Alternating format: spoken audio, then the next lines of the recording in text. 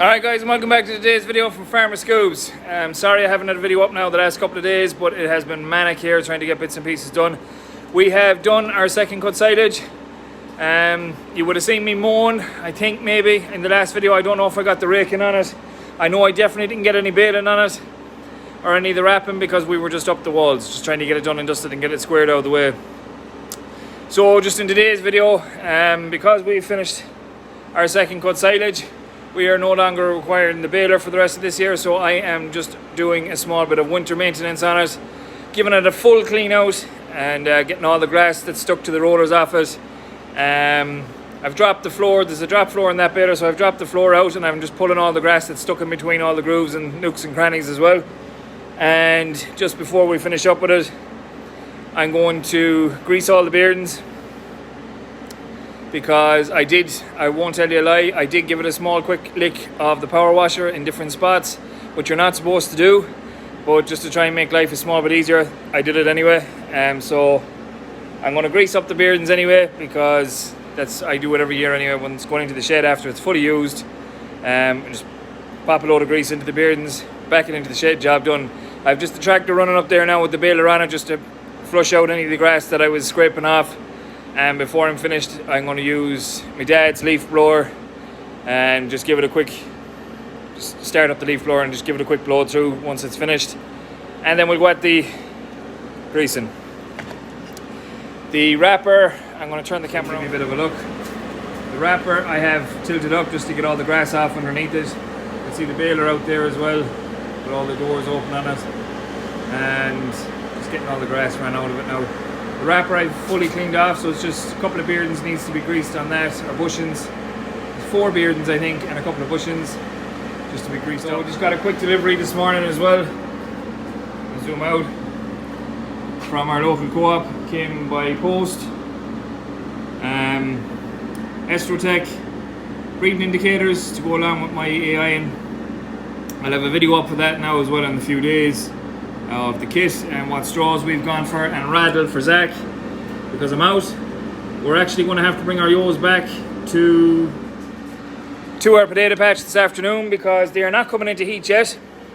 We've had Zach out with them now 2 weeks and none of them are tipped, so we're going to bring them back before anything goes pear-shaped and stick them into the cabbage patch and take Zach away and just leave them outside for the time being. Give them another week or two in the potato patch until they have it skinned down again. Then we're going to rattle Zach up and we're going to let him back into them. We won't let him back in there now, we'll just let them all out into the field beside the potato patch and just see what happens. Because where they are now, the yos are beginning to thrive on very well. And I just don't want them to get overweight that they won't come into heat. And they'll be all over the place when they do start coming into heat. There'll be one now and one again in the future. You can actually see the beads of sweat that's coming down off my forehead here today. It is absolutely piping. I can't believe the weather that we're getting today, and us worrying about cutting second cut silage last week. It's 24 degrees on my Jeep today. 24 degrees, I can't believe it. And us, like I said, worrying about getting second cut grass done. But anyways guys, I'm going to walk up here to the baler in a minute and I'm going to give you a quick look at what I was doing. I just have to fill up the grease gun. The grease gun is empty, so I need to find a tube of grease. I'm hoping I have a tube of grease, but I don't have to go to the co-op first. I bet you I have no grease. We'll make do. I'll do something with it. I might cut the top off. I have 2 screw-in ones there, and I might just cut the tops off and just pop them into it. Alright guys, so we're just going to go into the baler here.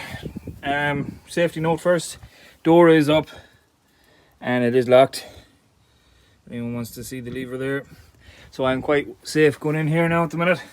As you can see, I have all the rollers scraped off as best can, and all the grass taken out of there.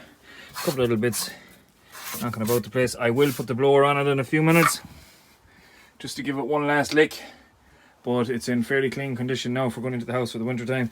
So as I was saying to you a couple of minutes ago, sorry now, I'm jumping in around here. All the grease nipples, there's a bank there, there's another bank back on the door outside. I'll have to let the door down to do them, but I'll do the first 2 banks here. So it's literally just put the grease going on, couple of shots till you hear the pressure. Moving on, next one.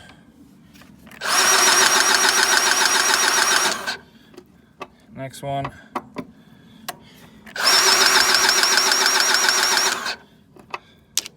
Sometimes there'll just be a small bit of wastage, not much. Contractors, if the baler is going that long or a long period of time, it's fine, yeah. But I just grease mine before every use, and yeah, no issues. Baler has ran well for us this year, thankfully enough. So we're going to go around to the far side just to show you. Them ones are up there on the door. I have to let the door down to do them. So we have another bank in here. So simple as you like. Get the grease gun. So grease gun on, grease all the nipples there, and then we're on to the back door. I'll show you the back door in a couple of minutes. Door let down and locked. As you can see, the grease down here. The pipes are working great. It just pumps the grease in and lets it out. So we have these here. Now these were well greased the last time, but I'm just going to put a quick shot of grease into each one of these. Shouldn't take a couple of seconds. I'm not going to show you because you've seen me doing the front ones. Just a quick shot of grease into it, and then this baler is ready to go in for the winter. Just after the use now for the summer, give it a good clean down, give it a good grease up. Machine maintenance is key if you want to hold on to them and keep them in good condition. It takes a bit of time. I'm at this baler now the last 2 hours getting it all cleaned off, but look at, that's what we do. That's what we're here to do. Look at, we have the machinery. You have to maintain it. You have to make sure that it's right for the next time that you use it. It doesn't cost a whole pile of money to maintain it. A couple of tubes of grease, I think they're only like a $5 a piece less. So it is what it is. It makes it easier. Same with the oil for the chain. Make sure that it never runs out, because if the chains heat up the stretch, and then you're into a new set of chains. And a new set of chains is a couple of €100, so we don't want to spend that if we can get away with it. So yeah, that's basically where we're at. All right guys, I'm going to finish off this baler, and I might mount a camera with it in the shed when I'm back in the baler in. May not, because it's quite difficult to get this into the shed. So when it's on camera, it might make me a bit more nervous, but we'll give it a go. And yeah, sure, look, we'll see how it goes. All right, so as the wrapper maintenance goes, we have basically got 1, 2, 3, 4, 5, 6, 7, 8, 9, 10, 11, 12, 13 grease nipples on it to grease up, so it's not too bad. I have them all greased bar the two in the two turntables, but I have to let the bed down and let the flap down, and then just rotate the table so I can get down in between the two. And that is basically it. That is done for this year. Well, it's greased for this year. Like I said, it probably will be coming back out to wrap the square bale or the round bales of straw. But I'm going to put the baler in first into the corner of the shed, and then I'm going to back this in beside it so that it'll be literally just be able to be back in, lift it up and bring it back out when we need it. Not too hard at all. I just have a couple of bits. There's a support bar here. This is up the last 2 days now, and as you can see, it's still loose. So the ram is in losing pressure, which is great. And yeah, I'm going to get it put back together now and get it down and get moving, because time is ticking on now. We're 2:30, and I have a couple of bits to do.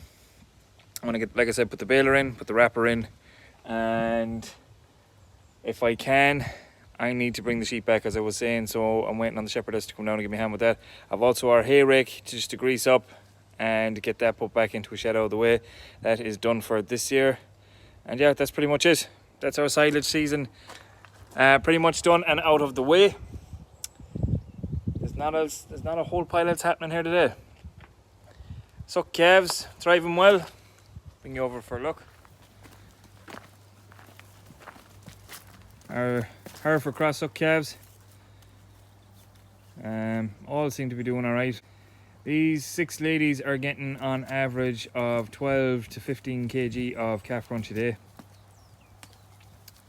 So they are getting a small bit extra, but it's no harm to give it to them when it's there, and give it to them when they're younger. It'll help them thrive on.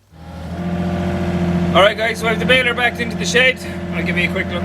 Backed into the shed there in a funny out angle. I have the leaf blower left up there. I need to take that off too. So my way of getting the machinery lined up into the shed, when the shed is a small bit smaller and it's quite full up with stuff that I can't turn the tractor in. Normally I used to use the front loader or the back end loader if it was something light, but now that I have the mini digger, fits into the shed. just throw a chain around the frame of the baler on the drawbar, and we'll just lift it, and all we're going to do is just lift it and push it that way and back a small touch, and it gets it nice and neat, snug into the corner, and we're taking up as little space as possible.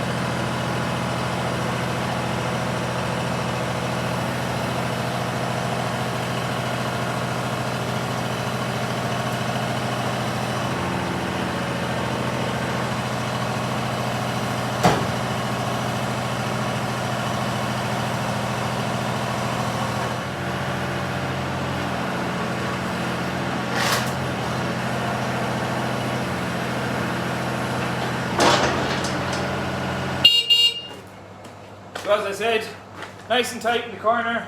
Takes a bit of manoeuvring around to get it in, get it right into the spot where I needed to go, but that's where it's going to stay for the winter time. So now I'm going to get the quad spreader in the way. Going to get that pulled out, put over there in front of that, and we're going to get the bale wrapper put back in here. And that's pretty much it then. We get the hay, bob, pushed back together because it's expanded out. And I might find a spot just neatly there for that. I'm going to tip away and get these few last bits put into the shed and squared away.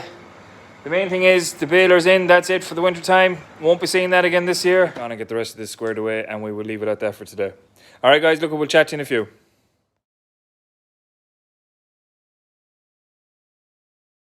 You should have the beacons on. It's a necessity.